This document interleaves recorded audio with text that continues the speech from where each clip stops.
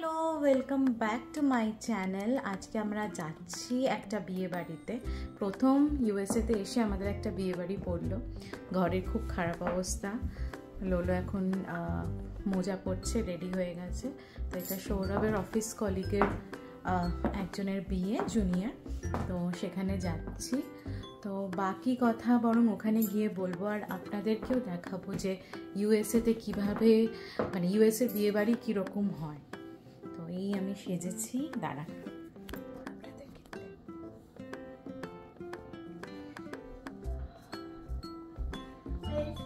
এই আমার পুরো সাজ, শাড়ি। তাহলে চলুন আমাদের সাথে, আমারও ফার্স্ট এক্সপিরিয়েন্স এখানকার বিয়ে বাড়ির, আর আপনাদেরকেও দেখা এখানকার বিয়ে বাড়ি কেমন হয়।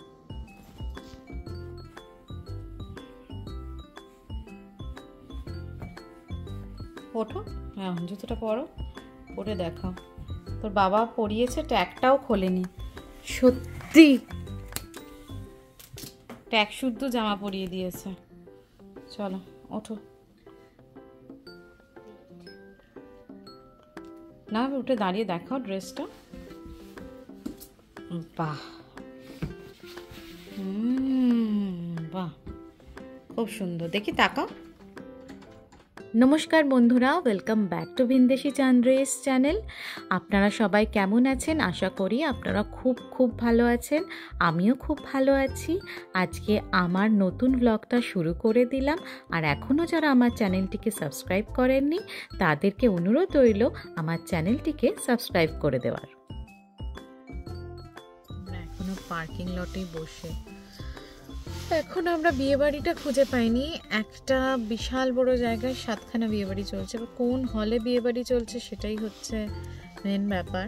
তো হলটার নামটা দেখছি ইনভিটেশনেও লিখে দেয়নি, বা আমরা খুঁজে পাচ্ছি না। এখন আমরা বসে আছি গাড়ির ভেতরে।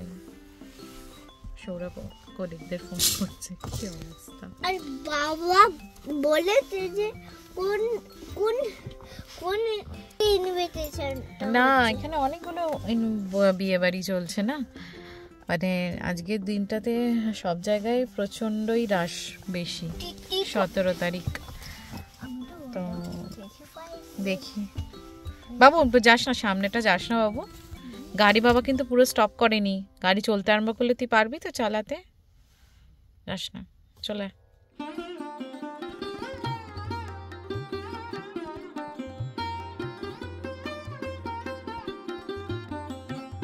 বিয়েবাড়ি যেতে কে না ভালোবাসে বলুন তো। আর তার উপরে বিদেশে এসে একটা বিয়েবাড়ি পাওয়া, সেটা কিন্তু বেশ দারুণ ব্যাপার ছিল আমাদের কাছে। বিয়েবাড়িটা খুব সুন্দর করে ডেকোরেট করা ছিল। প্রথমে হলে ঢুকেই বুঝতেই পারিনি যে আমরা কোনো একটা যোধপুর বা রাজস্থানের কোনো প্যালেসে এসেছি না বিয়েবাড়িতে এসেছি।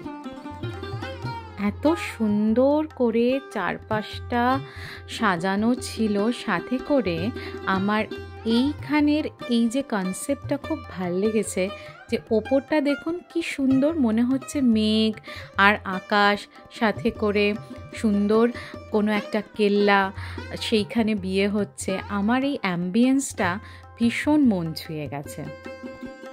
আমাদের বিয়েবাড়ির নেমন্তন্নটাও জানেন একদম সকালবেলা ছিল, 8:30 থেকে দুপুর 2টো।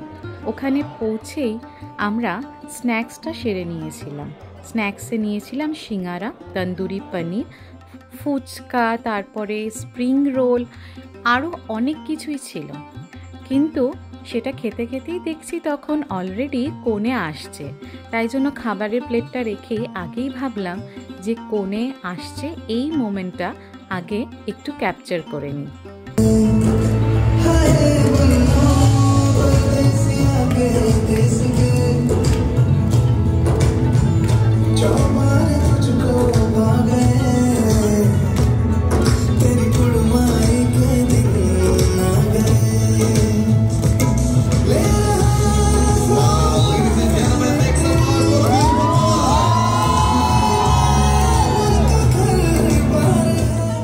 শুভ দৃষ্টি বিয়ের সব মুহূর্তের মধ্যে যেন মনে হয় এটা একটা অন্যতম মুহূর্ত।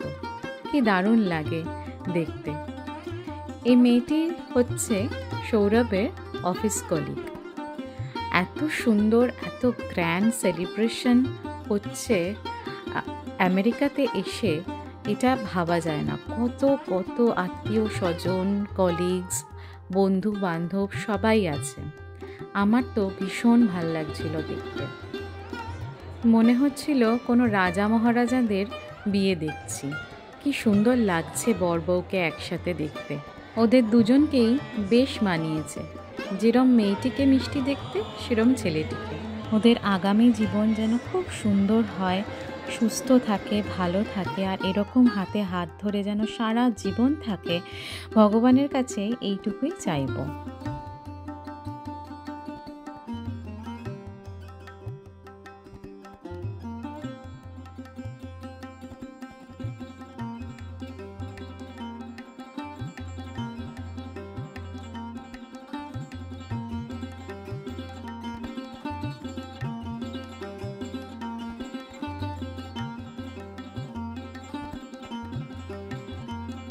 খাবার দাবারের অ্যারেঞ্জমেন্ট দারুণ ছিল।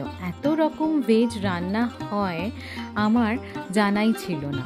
দারুণ দারুণ ভেজ রান্না ছিল।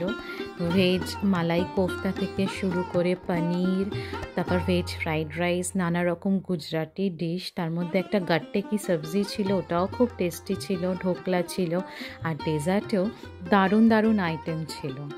আর স্পেশালি শ্রীখণ্ডটা খেতে আমার বেশ ভালো লেগেছে। তাহলে আজকের ব্লগটা আপনাদের কেমন লাগলো কমেন্ট করে জানাতে কিন্তু ভুলবেন না। তাহলে আজকে চললাম, আর ব্লগটা এখানেই শেষ করলাম। আপনারা সবাই ভালো থাকুন, সুস্থ থাকুন। খুব তাড়াতাড়ি দেখা হবে আমার সাথে আর একটা নতুন ব্লগ নিয়ে। চললাম, টাটা।